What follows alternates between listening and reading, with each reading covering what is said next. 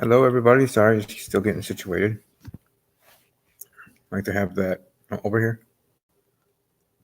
painting there in the background. I like it. It's beautiful. But do have to center myself. So, anyways, hope all is going well. Welcome to here this channel, the Sports Talk Network channel, and welcome here to this video. My first review for Riverdale for this season. Almost forgot they were having their season premiere last night. I had a lot of other things going on last night with the game I'm part of, Who Done It Double Vision, or not Who Done It Double Vision. Who Done It Spooked on Twitter at Who Done It Spook. But and then also my NFL podcast, Talking Packers, Talking Packers at Talking Underscore Packers, as you see there on your screen. But here I'm here to talk about Riverdale. I was able to see the episode actually late last night, and I mean late last night. Yeah, good thing I'm a night owl. But anyways, let's get into my deep thoughts and the way that I have here that I typed up, and here we go. And it kind of starts off with in regards to talking about Luke Perry. In March of last year, the cast and crew of Riverdale suffered a measurable loss. Cast member Luke Perry that passed away in his home in Los Angeles after suffering a stroke. The beloved actor was one by his co-stars who rallied around each other and paid tribute to him. But with the new season of Riverdale having just begun, it's now time for the fictional town's residents to mourn his character, Fred Andrews. When they first started work on this episode back in the day, last summer, the production team wanted to create something that honored Luke properly. And I quote, very early on, we landed on the idea that Fred should have a heroic death and that would be impactful for Archie. Showrunner Alberto Sacasa told The Wrap, and also adding it felt like that's a way that Fred could have gone, the character. After that, we really, again, said that this episode isn't going to launch any huge stories for the season. It was really going to be focused on that and the emotional effects of the passing for everyone.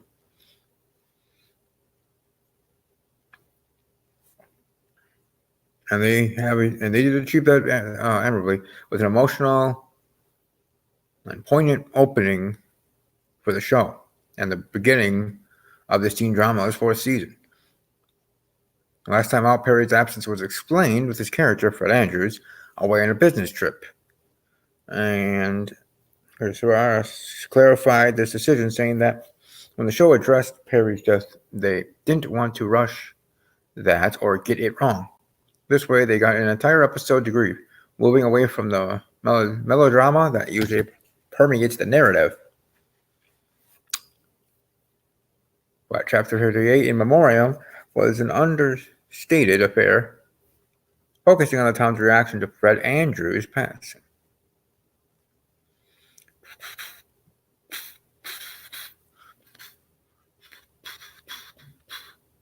The episode opens on the teenage characters preparing for their senior year of high school, while enjoying a milkshake at local Haunt Pop's diner. Archie Andrews receives a call from the police telling him his father, Fred Andrews, was killed in a car accident. So yeah, it doesn't have anything to do with the story. It doesn't have anything to do like he's killed by a serpent or this and that. That kind of whatever foul play. It's just of memorializing in memoriam to the actor Luke Perry, who did pass away. So anyway, it's later revealed that Fred Andrews was actually killed in a hit and run, and after he pulled over to help a stranded driver whose car had broken down. The rest of the episode follows Archie and company as they bring back Fred's body from the neighboring county. And I just wanted to add as well, KJ Appa beautifully conveys Archie's grief, cycling through anger as he finds and confronts the driver of the car, denial, asking friends to identify the body for him, and acceptance when he finally forgives the car's drivers. The rest of the gang rally around him, sharing memories of Fred Andrews and supporting each other as they come to terms with what's happened. Every performance, even when put into context, is exceptionally brave, especially when you consider the fact that these young actors are dealing with real life grief and not just the loss of the character. They're in universe, I call it, in Riverdale universe.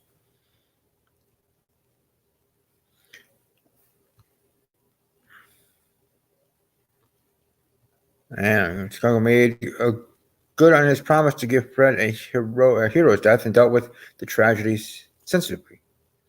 Particularly moving moments, such as when Sheriff F.P. Jones accompanied Archie and the body with a police escort back to town, was a nice touch.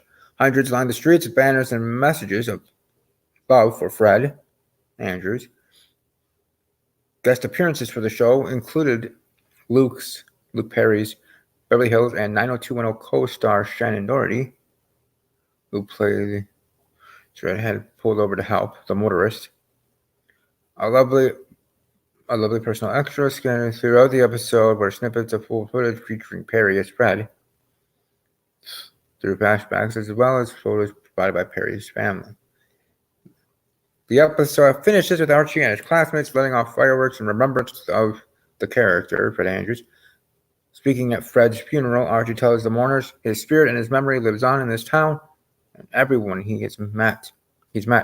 Fred Andrews will always be a part of Riverdale, and so too through this beautiful memoriam episode. Also, Luke Perry will live with the cast forever. Spirit there. Indeed.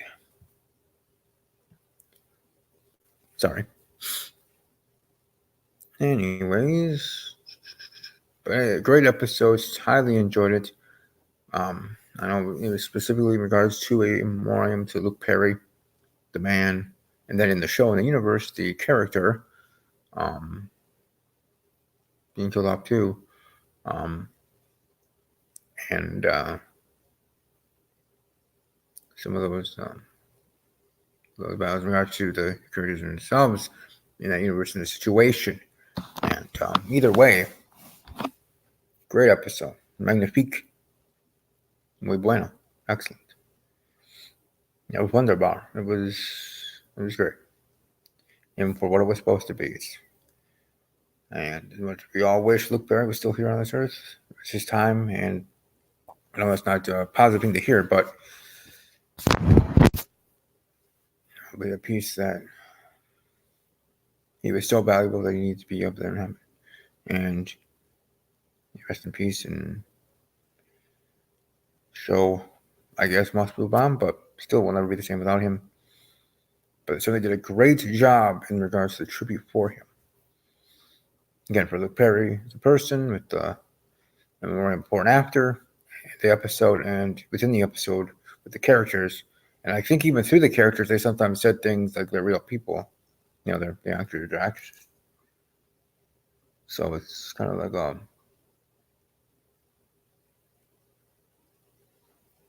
crazy thing in its own right, say. But all in all,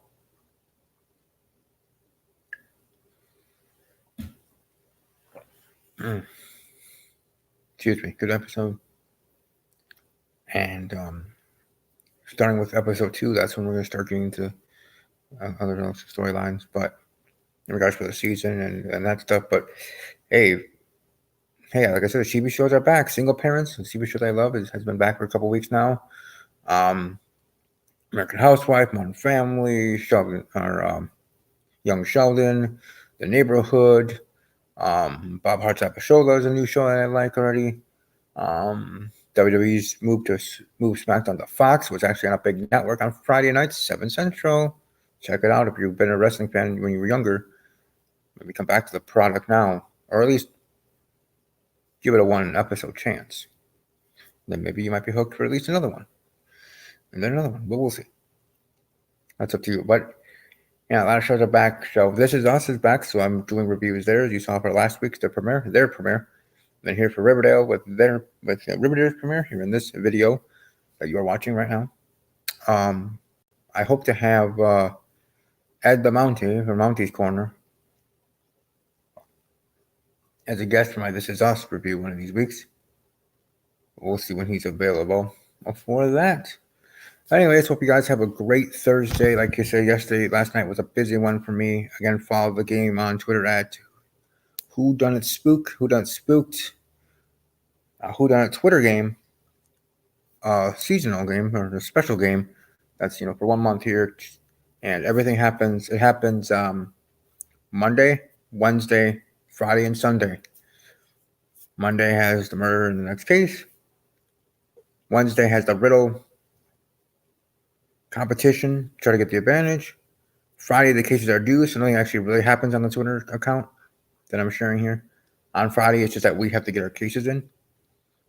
So nothing's really tweeted out. I think I should suggest to them that maybe on Fridays, if not other breaks, that's when they ask questions or something. Have like a little quick Q&A for those that want to participate or able to.